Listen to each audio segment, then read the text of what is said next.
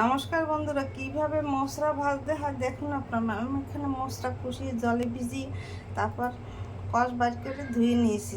তারপর এখানে কাঁচামরিচ চিড়ে নিয়েছি, আলু কুচি করে নিয়েছি চৌকো করে, আর পেঁয়াজ কুচি করে নিয়েছি। এখন আমি কড়াই দিয়ে দিয়েছি চুলায়। কড়াইতে তেল দিয়ে দেবো, চুলে ধরিয়ে দিলাম। এখন 1 টেবিল চামচ তেল দিয়ে দিলাম।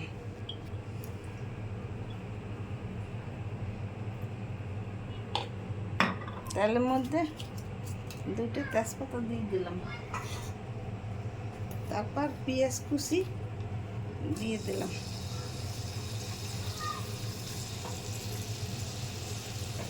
পেঁয়াজ 2 মিনিট পর ফিরে আসছি।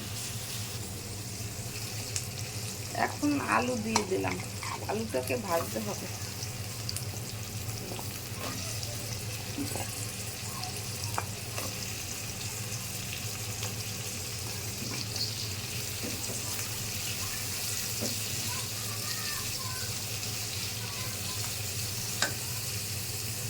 আলুর মধ্যে একটু আধা চামচ হলুদের গুঁড়ো দিলাম।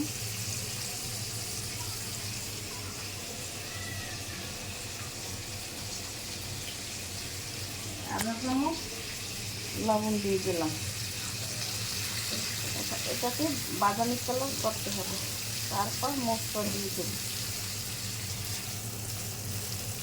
আলু ভাজা বাদামি কালার হয়ে গেছে। এখন মশলা দিয়ে দেব।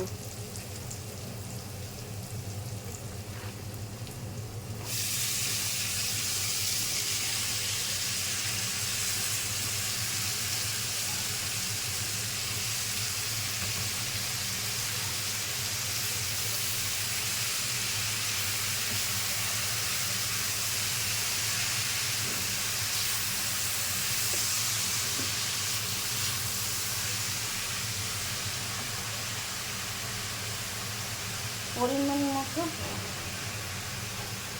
জল দিয়ে দেব।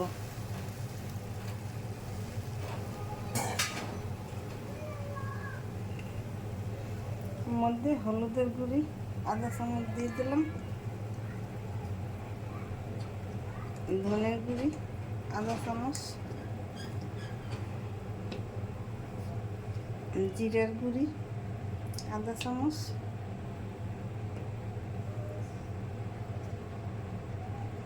গরম মশলা আধা চামচ।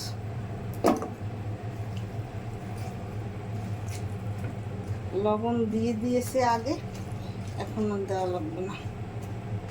এখন ঢাকনা দিয়ে ঢেকে রাখবো। 2 মিনিট পর ফিরে আসছি। 2 মিনিট পর ফিরে এসেছি। ঢাকনা তুলে দিলাম।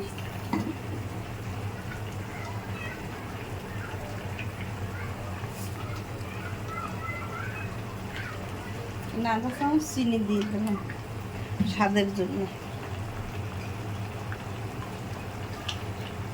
ঘি দিলাম আধা চামচ।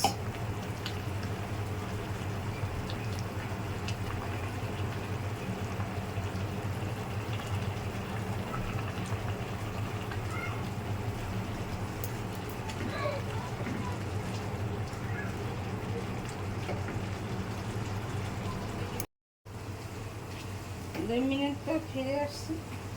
আমার মশলা সেদ্ধ হয়ে গেছে।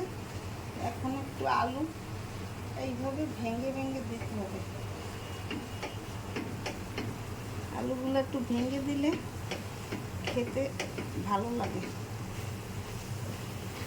2 সাইডটা আলু ভেঙে দিলেই হবে, বেশি না।